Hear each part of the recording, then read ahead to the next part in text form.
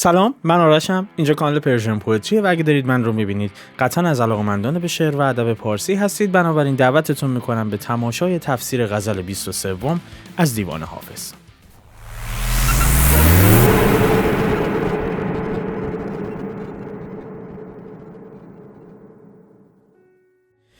خب شروع بکنیم به تفسیر غزل 23.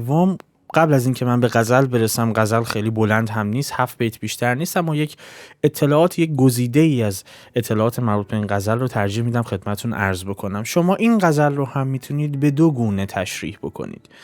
گونه اول گونه عاشقانه است و گونه دوم تاریخی و سیاسی است، چون مربوط به برهه‌ای از زندگی حافظ میشه که او یا در نزدیکی به تبعید یا تبعید شده به یزد، که حالا دلایلم رو عرض میکنم خدمتتون. اما این غزل هم جزو اون دسته از غزل‌هایی است که شما نمیتونید عارفانه تفسیرش بکنید و من دلایلم رو عرض میکنم خدمتتون. البته دلایلی که عرض میکنم خدمتتون، برهانی که میارم برای اون دسته از عزیزانی که اهل تفکر هستن، یعنی واقعا دلشون میخواد و این دغدغه رو دارن که درک بکنن حافظ چی میگه و میتوانند به نحوه‌های مختلفی فکر بکنن.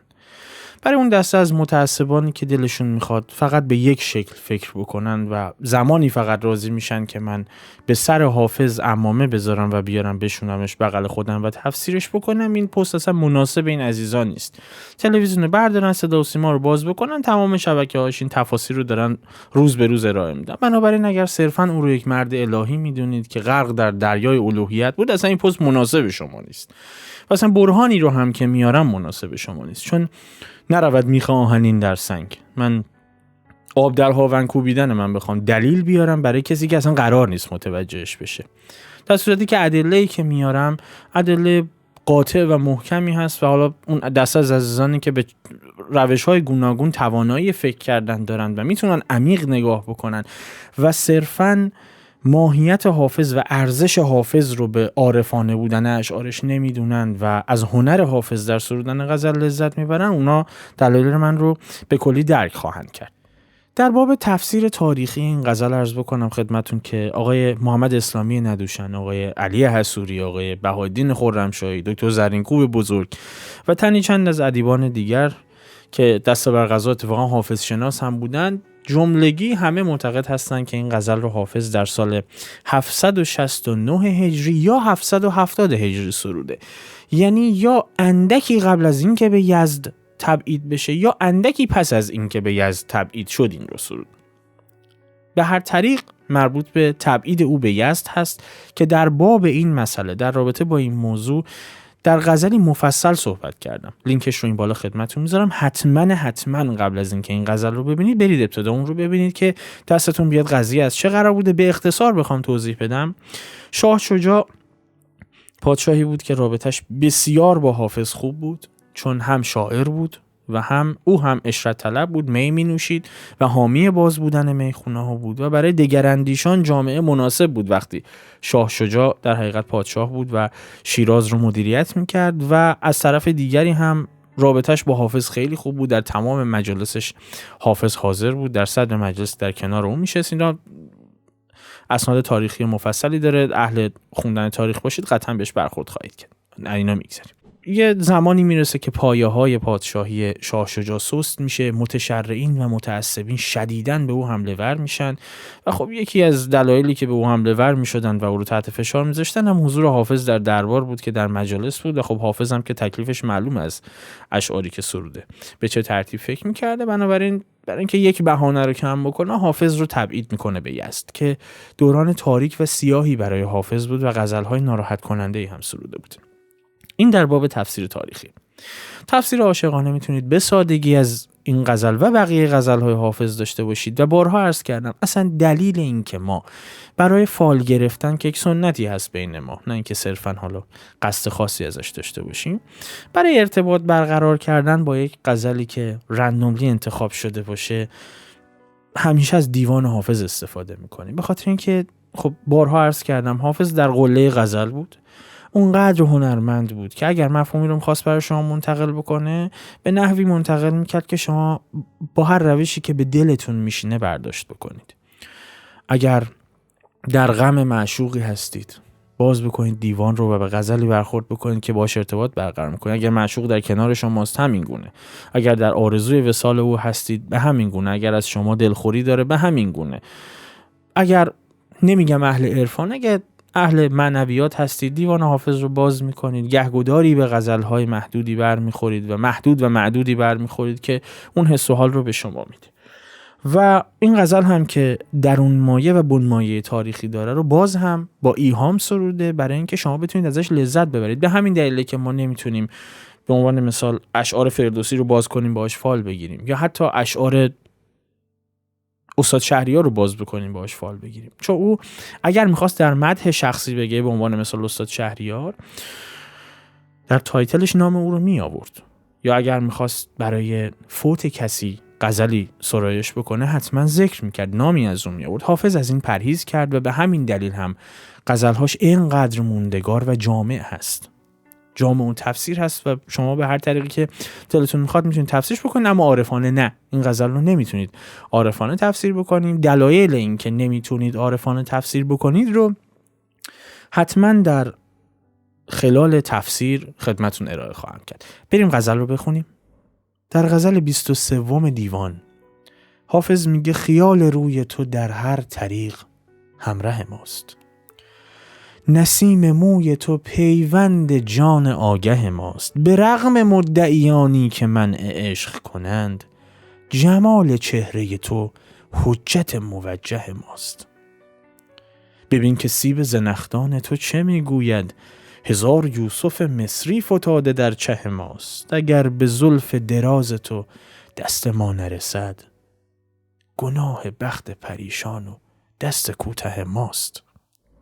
به حاجب در خلوت سرای خاص بگو، فلان ز گوش نشینان خاک درگه ماست، به صورت از نظر ما اگرچه محجوب است، همیشه در نظر خاطر مرفه ماست. اگر به سالی حافظ دری زند بگشای، که سال هاست که مشتاق روی چون مه ماست. بریم برگردیم تفسیرش میکنیم.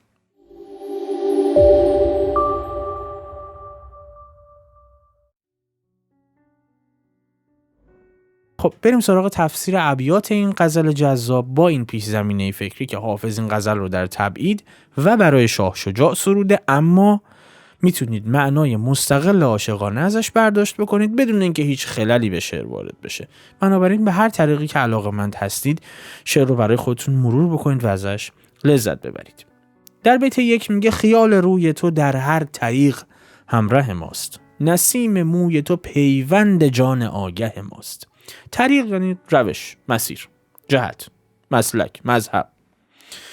نسیم موی معشوق، این که میگه نسیم موی تو پیوند جان آگه ماست، نسیم موی معشوق که بارها و بارها نسیمی که در جعد گیسو میپیچه رو راجبش حافظ صحبت کرده، بادیست که لرزه میندازه به زلف معشوق و اون رو به نوسان در میاره و همین ادامه پیدا میکنه و به دل عاشق هم سرایت میکنه و این دل عاشق رو لرزه بهش میندازه و بیقرارش میکنه عملا. جان آگه هم یعنی جان آگاه، یک ترکیب اضافی وصفیست، واردش نمیشم. یعنی جانی که عاشق شده و به واسطه این عشق یک چراغ در دست گرفته و همه جا رو نورانی و روشن میبینه. خیال روی تو در هر طریق همراه ماست، یعنی با هر روش و مذهب و مسلک و زمان و مکان و هر طریقی که میخوایم فکر بکنیم، این خیال روی تو، این جمال چهره تو دائما جلو چشم منه. به دریا بنگرم دریا تو بینم، به صحرا بنگرم صحرا تو بینم، به هر جا بنگرم کوه و در و دشت نشان از قامت رعنا تو بینم. همین قضیه ماجرا، هر جا رو نگاه میکنم تو رو میبینم، تصور این رخسار تو روبروی چشمان منه.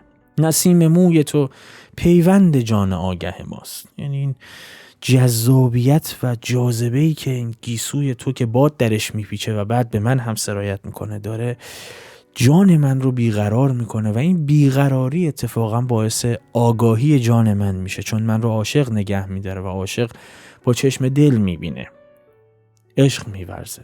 به همین دلیل آگاه میشه و این پیوند همیشگی برقرار بین این نسیمی که از زلف تو به سمت من میوزه و جان من که آگاهی پیدا میکنه. جای دیگه میگه مدامم مست میدارد نسیم جعد گیسویت، خرابم میکند هر دم فریب چشم جادویت. بیت دوم یکی از اون ابیاتیه که به شما به وضوح نشون میده چرا نمیتونید غزل رو عارفانه تفسیر بکنید یا معنوی. البته باید بین این دوتا یک تمایز قائل بشید. معنویت با عرفان یه تفاوت‌های اندک ولی قطعی داره که حالا سر وقتش عرض میکنم خدمت. میگه به رغم مدعیانی که منع عشق کنند، جمال چهره تو حجت موجه ماست. اساساً عاشقانه است، یعنی واقعا جذابه. به رغم یعنی با توجه به این که، به رغم مدعیانی که منع عشق کنند. مدعیان رو اینجا حالا شما دوگونه میتونید تفسیر بکنید. اگر غزل رو تاریخی ببینید، مربوط به کسانی هستند که فشار می آوردند به شاه شجاع برای اینکه این رو از دربارت بیرون بکن. این آدم صالحی نیست، این می می نوشه، این روشش، مذهب حافظ رو من بارها عرض کردم، مکتب او رندی و مذهبش عاشقی است. او عشق می‌ورزید به همه و همه کس و همه چیز. هر آن چیزی که معتقد بود خدا در او جمالی خلق کرده و زیبایی خلق کرده، او بی‌وقفه عشق می‌ورزید بهش و مکتبش این بود اساسا. میشه اینجا متعصبین و متشرعین آن زمان در نظرشون گرفت که به شاه شجاع پیله کرده بودن و داشتن بهش فشار می آوردن، هم بابت رفتار خود شاه شجاع هم نزدیکیش با حافظ. این اگر بخواید تاریخی بررسیش بکنید یا نه اگر بخواید عاشقانه بررسیش بکنید، کم پیش نمیاد شما وقتی به کسی عشق می‌ورزید و ملامتیان میان اطراف شما و دائما شماتتتون میکنن و ملامتتون میکنن که چرا نباید این کارو بکنی، نباید به این عشق بورزی، به این دلیل، به اون دلیل. به رغم مدعیانی که منع عشق کنن، یعنی با توجه به این مدعیانی که یا متعصبین و متشرعین هستن یا اینایی که به هر دلیلی شاید از سر حسادت حتی منع میکنن آدم رو از عشق ورزیدن، یا نه اهل عقل صرف هستن و معتقدن که همیشه باید عقل جلوتر از عشق پیش بره و خب مکتب حافظ این نیست و همیشه عشق جلوی چشماشه و با او تصمیم میگیره. میگه با توجه به اینها که من رو از عاشقی کردن منع میکنن، جمال چهره تو حجت موجه ماست، واقعا زیباست. میگه با توجه به اینا، برخلاف تصور اینا، جمال چهره تو یعنی زیبایی صورت تو حجت موجه ماست. حجت یعنی دلیل، سند یعنی مدرک، موجه هم یعنی معتبر. بنابراین حجت موجه یعنی یک دلیلی که مولا درزش نمیره، نمیتونی نقضش بکنی. میگه با این که اینا اینو میگن، جمال چهره تو حجت موجه ماست، تو انقدر زیبایی که این زیبایی تو دلیل کافی به من میده که من عاشق تو باشم، حتی اگر همه منو منع بکنن، حتی اگر اونها هم تو رو ببینن، این دلیل انقدر معتبره و حجت موجهی که نمیتونن نقضش بکنن. بنابراین اینجا میتونید عاشقانه برداشت بکنید و میتونید تاریخی هم برداشت بکنید که معتقده یعنی تو انقدر لطف و محبت به من داشتی شاه شجاع، با این که اینا میخوان منو از تو دور نگه دارن از دربار تو، ولی جمال چهره تو حجت موجه ماست. اینجا دیگه جمال چهره صرفا به زیبایی صورت ربطی نداره، یعنی لطف و محبت تو انقدر بیکران بوده به من و من مکتب فکری تو قبول داشتم که حجت موجهه برای من، هر چقدر هم که بخوان جلوی من رو بگیرن. این یکی از اون ابیاته. چرا این گونه عرض میکنم؟ به خاطر اینکه ببینید اگه یه شاعری بخواد راجع به عشق الهی صحبت بکنه، اولا کسی رو از عشق الهی منع نمیکنه، به رغم مدعیانی که منع عشق کنند. حافظ در دورانی زیست میکرده که مشکلی نداشته راجع به خدا شعر بگه و سرایش بکنه، کسی منعش نمیکرده، تو واقعا مد هم بوده. از همونها هم داره میناله، از همون زاهدان و صوفیان ریاکار داره میناله دیگه. چرا باید در لفافه شعر بگه؟ مگه وقتی میخواست غزل عارفانه بگه در لفافه میگفت؟ دوش وقت سحر از غصه نجاتم دادند و اندران ظلمت شب آب حیاتم دادند. غزل برای حافظه 100% هم معنوی است، 100% هم به معشوق آسمانی اشاره میکنه. مگه در لفافه گفته؟ اصلا طوری گفته که شما نتونی خلالی درش وارد بکنی. اونی که باید پنهون بکنه اتفاقا سبک زندگیشه. در آستین مرقع پیاله پنهان کن که همچو چشم صراحی زمانه خونریز است. صراحی این جام شراب هست، چشمش هم میشه این گردی دهانه جام شراب. میگه حواستو جمع بکن، این پیاله رو بکن توی آستینت پنهان بکن که همچون چشم صراحی زمانه خونریز است. اوضاع وخیمه. این چشم از شراب، از جام شراب هم داخلش قرمز دیگه که ازش میریزه بیرون. میگه مثل این چشمه، مثل این دهنه این جام شراب زمانه هم خونریزه. اینو بکن تو آستینت پنهانی بخور. اونو باید پنهان بکنه، نه عشقش به خداوند رو که. پس این به رغم مدعیانی که منع عشق کنند به عشق آسمانی اشاره نمیکنه. جای دیگه تو همون غزل هم میگه به عقل نوش که ایام فتنه انگیز است. سعدی همین مضامین رو داره. جدا کردم براتون. سخنی که با تو دارم به نسیم صبح گفتم. معشوقش زمینیه. سخنی که با تو دارم به نسیم صبح گفتم، دگری نمیشناسم تو ببر که آشنایی. یا آشنایی پیدا نمیشه، تو ورده ببرد، من به کسی اعتماد ندارم. من از آن گذشتم ای یار که بشنوم نصیحت، برو ای فقیه و با ما مفروش پارسایی. اینه که باید پنهانش کرد، نه عشق آسمانی رو که. مگه مولانا پنهان میکرد؟ خیلی راحت صحبت میکرد، کسی هم بهش گیری نمیداد. جای دیگه خود حافظ میگه جهانیان همه گر من کنند از عشق، من آن کنم که خداوندگار فرماید. من عشقمو میورزم، هر کی میخواد من بکنه. در بیت سوم میگه ببین که سیب زنخدان تو چه میگوید. از جانب 2 نفر صحبت کرد. 1000 یوسف مصری فتاده در چه ماست. سیب زنخدان که عرض کردم اون چاله داخل چانه هستش. این فرو رفتگی داخل چانه رو میگن چاه زنخدان. زنخدان یعنی سیب. این سیب به چانه تشبیه شده و این چاه همون چاله داخل در حقیقت چانه هست که به زیبایی معشوق میافزوده. قاعدتا لذت میبردن از این، جذاب میدونستنش. اینجا داره رو میکنه او به شاه شجاع عملا، ولی میتونید عاشقانه مطرحش بکنید. عاشقی به معشوقش رو میکنه، میگه ببین که سیب زنخدان تو چه میگوید. میگه ببین خودت، ببین این سیب زنخدانت، این چاله توی چونه تو چی میگه. حالا چی میگه؟ حالا از زبون اون چاله چونه صحبت میکنه. 1000 یوسف مصری فتاده در چه ماست. یوسف رو که خب همتون داستانش رو شنیدید، بسیار زیبارو بود. 1000 تا از این یوسف های مصری که خودشون اون همه زیبایی و جمال داشتن توی این چاه من گرفتار شدن. یعنی من انقدر زیبا هستم. جای دیگه میگه کشته چاه زنخدان تو هم که از هر طرف 100,000 گردن در زیر طوق غبغب است. بیت 4 یکی دیگه از اون ابیاتی است که به شما دلیل قاطعی میده که بدونید این ابیات معنوی و عارفانه نیست. میگه اگر به زلف دراز تو دست ما نرسد، گناه بخت پریشان و دست کوته ماست. حقیقتا اینو عاشقانه شما میبینیدش لذت میبرید. من نمیدونم چرا یه سری علاقه دارن تفاسیر مالی خویایی ارائه بدن که به زور این رو وصل بکنن به اون مکتبی که علاقه مندن. اصلا لذت بخش این غزل به خدا. این ابیات خودش به خودی خود انقدر زیبا سروده شده که آدم نمیدونه چی بگه. بگذاریم. این یکی از دلایلیه که بخواید در حقیقت تاریخی تفسیرش بکنید که خیلی واضح هست. شاه شجاع معروف بود به این که زلف بلندی داشت، موهای بلندی داشت. اینجا هم به درازای زلف شاه شجاع اشاره میکنه، در جاهای دیگه هم اشاره کرده. نه اینکه بخواد تفسیر ظاهر او رو بگه ها، یا بخواد راجع به جمال ظاهری او صحبت بکنه. دائما داره از او تعریف میکنه و که به او یادآوری بکنه من در تبعیدم باشم، دلم پیش توه و تو رو پادشاه عادلی میدونستم. تو دورانی که تو صدارت داری به من حافظ خیلی لذت میداد. من دستم باز بود و راحت زندگی میکردم. میگه اگر به زلف سیاه تو دست ما نرسد، گناه بخت پریشان و دست کوته ماست.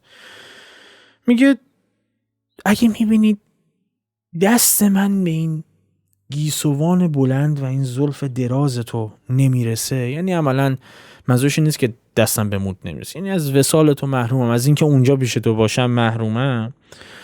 این تقصیر تو نیست، این تقصیرش گردن این بخت بد سیاه شوریده دگرگون شده بی سر و سامان منه. و الا گناه بخت پریشان و دست کوتاه من دستم کوتاست که به اون نمیرسه. و الا تو به من کم لطفی نکردی، چه اون زمانی که در صدارت بودی چه الانم که من در تبعید هستم. من دلیلش رو درک میکنم که چرا من رو تبعید کردی و اگر دست من به تو نمیرسه به خاطر کم لطفی تو نیست، به خاطر اینکه بخت من همینه، بخت من شورید به بختم و من دستم کوتاهه که به تو نمیرسم.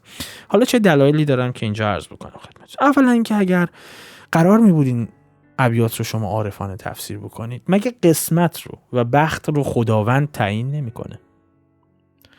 خب اینجا خیلی بیت ضد و نقیض هست. یعنی مثلا حافظ رو میکنه به خدا، میگه اگه من به تو نمیرسم تقصیر توئه، تو قسمت منو این شکلی کردی که من اصلا نیام سمت تو، دستم به تو نرسه.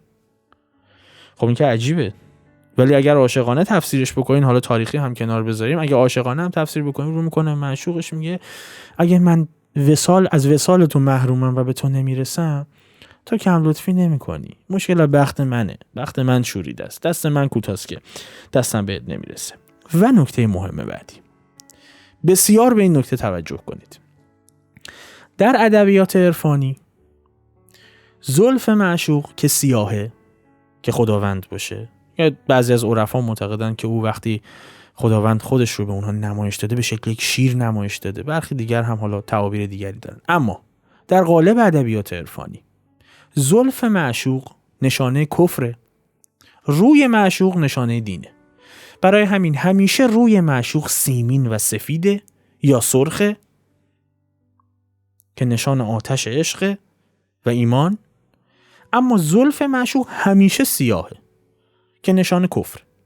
بارها بارها بارها عطار توی اشعارش از این استفاده کرده. من برای اینکه مثالهای بیرونی نیارم، از غزلهایی که تا الان خودم براتون تفسیر کردم مثال میزنم.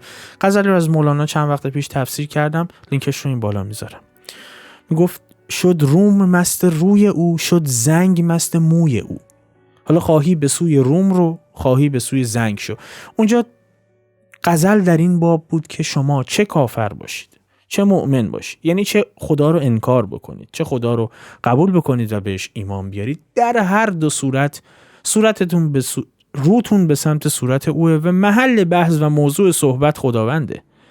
حالا یکی اسیر زلفش میشه، یکی اسیر روش میشه. کسی که اونقدر توانایی داشته باشه این زلف رو کنار میزنه، کفر رو کنار میزنه، به رو میرسه که روشنه و به ایمان میرسه و به عشق میرسه. اما نه، کسی که این توان رو نداشته باشه در همون زیبایی زلف اسیر میشه که تاریک سیاهه و خب کفر میورزه. اما چه کفر بورزه و چه عشق بورزه، داره به او میورزه. بنابراین محل اعراب و نقطه این پرگاری که هستی برش میچرخه معشوق کل و خداونده. پس شما به سوی او نگاه میکنی. و برای این هم از این استفاده میکرد که میگفت رومی ها، غربی ها چون سفید هستن عاشق روی او شدن، زنگی ها چون سیاه هستن عاشق موی او شدن. حالا منظورش این نیست که این ور دنیا مؤمنن اون ورش کافر، منظورش اینه که از این تضاد روم و زنگ استفاده کرده، سیاهی و سفیدی. میگه حالا فرق نمیکنه، تو خواهی به سوی روم رو، میخوای برو عاشق صورت معشوق بشو، عاشق وجه ایمان خداوند بشو، یا نه خواهی به سوی زنگ شو، برو عاشق زلفش بشو، به هر حال درگی اوی. جای دیگه هم میگه حالا اگه گر راستی رو تیر شو، گر کجروی خرچنگ شو. اگه اونقدر راست قامت هستی که به سمت معشوق کل خداوند بری، این تیر شلیکت میکنه و به سرعت میرسونه. گر کجروی یعنی مثلا همون زنگیه، عاشق زلف سیاه شدی، داری کفر بهش میورزی، اونم بازم میرسی بهش. گر کجروی خرچنگ شو، خرچنگ کجکی رو هم میره، دیرم میرسه معمولا، ولی باز میرسه به دریا. و اون میگه هم آسمان هم چرخ قوس تیره او، هم آب در تدبیر او. هم آسمان ها از آن خداونده، هم آب و دریاها و دریای عشق الهیه. به هر حال فقط به خود بستگی داره. میخوای تیر شو مستقیم برو شلیک شو برسی، میخوای نه مثل خرچنگ کجروی کن و برس، به هر حال میرسی. بنابراین چه عاشق زلف معشوق باشی و چه عاشق معشوق کل، چه عاشق روی معشوق باشی یعنی چه کفر بهش بورزی و چه عاشقش باشی، داری راجع به او فکر میکنی. بنابراین اینجا داریم میگه اگر به زلف سیاه تو، زلف دراز تو دست ما نرسد، خب کفر که دم دست بود. اگه کسی نمیخواست عمیق بشه میرفت سراغ رو، ولی زلف که دم دست بود. زلف که کفر بود در ادبیات عرفانی. اگر به زلف سیاه تو زلف دراز تو دست ما نرسد، گناه بخت پریشان و دست کوتاه ماست. یعنی اگه نمیتونم کافر بشم، کفر بورزم به ایمان تو، به خاطر اینکه میخوام ولی دستم نمیرسه، خب پس بعد وصال پیدا میکرد به روش. پس چرا باقیشو نگفتی؟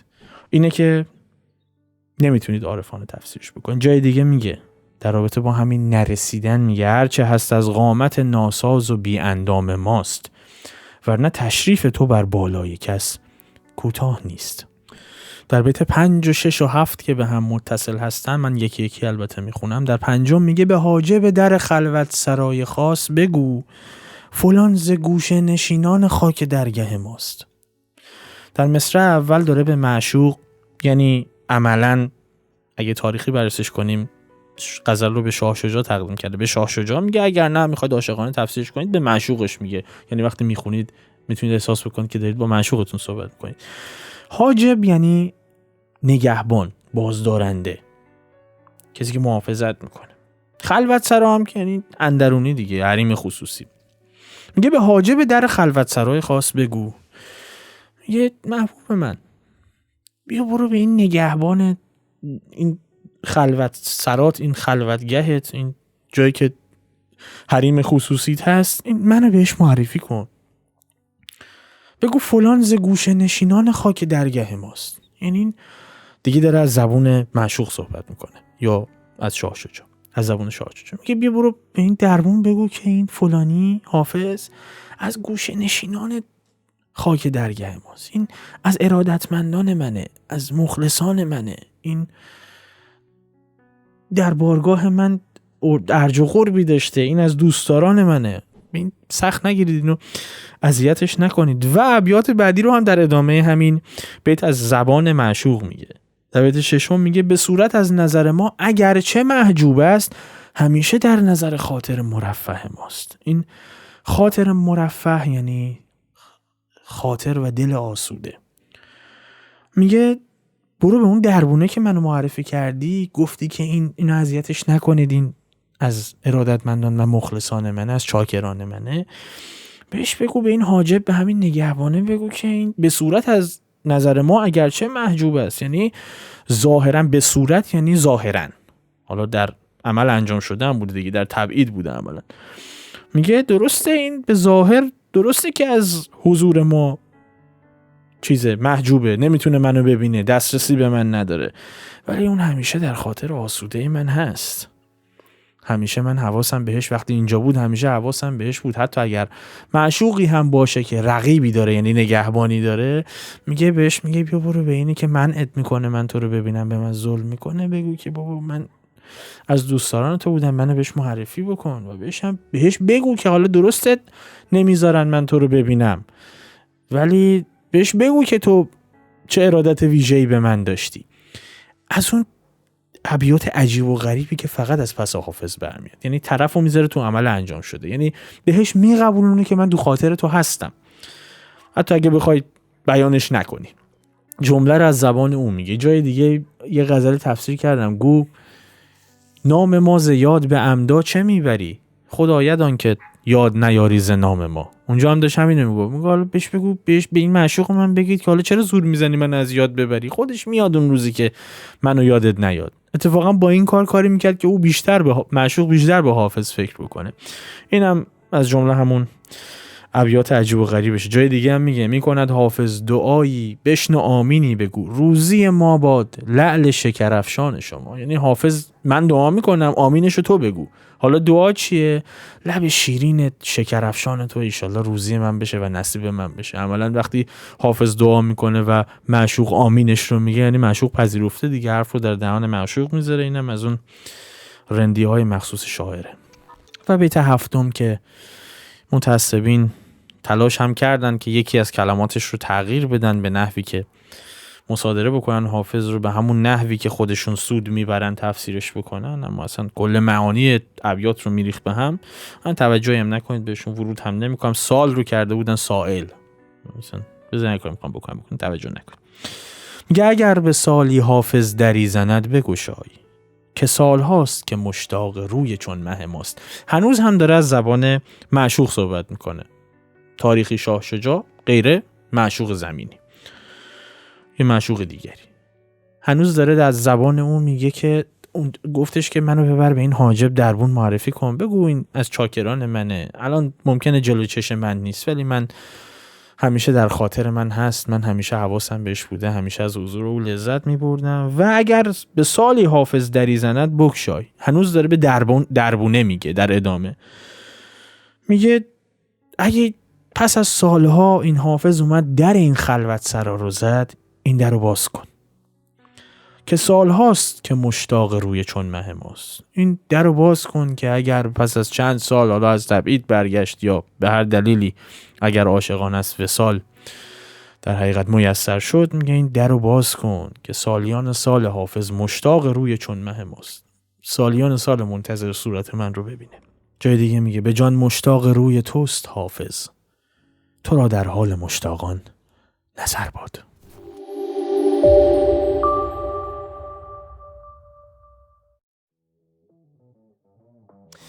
خب امیدوارم که لذت برده باشید از تفسیر این غزل. هم اگر غزل‌های دیگری از حافظ هم می‌خواید 22 غزل قبلی رو ببینید، لینک پلیلیستش رو اینجا گذاشتم. تفسیرش رو هم معدود 1-2 تا شعر عارفانه توش بود، معنوی بهتره بگیم، بود تفسیر کردم، بقیه‌اش عاشقانه بود. حتما دسترسی بهش دارید، حتما مشاهده بکنید و لذت ببرید. واردش نمیشیم. پست بعدی میدونم خیلی منتظرید، دیوانه شدم انقدر تو کامنت‌ها خوندم. پست بعدی از خیام خواهد بود مطمئنا و امیدوارم که پیگیری بکنید و اون رو هم ببینید. برای اینکه از دستش ندید همین الان کانال رو سابسکرایب بکنید و زنگوله کنارش رو بزنید که پست بعدی رو از دست ندید. بقیه شبکه‌های اجتماعی ما که همیشه لیستش این اطراف هست براتون و لینکش در دیسکریپشن، حتما فالو بکنید، به ما خیلی کمک میکنه. و اگر قصد همیاری با مجموعه پرژن پوئتری دارید داخل ایران آیدی پی، خارج ایران پیپل. تو پست بعدی هم ببینمتون. خدا نگهدار.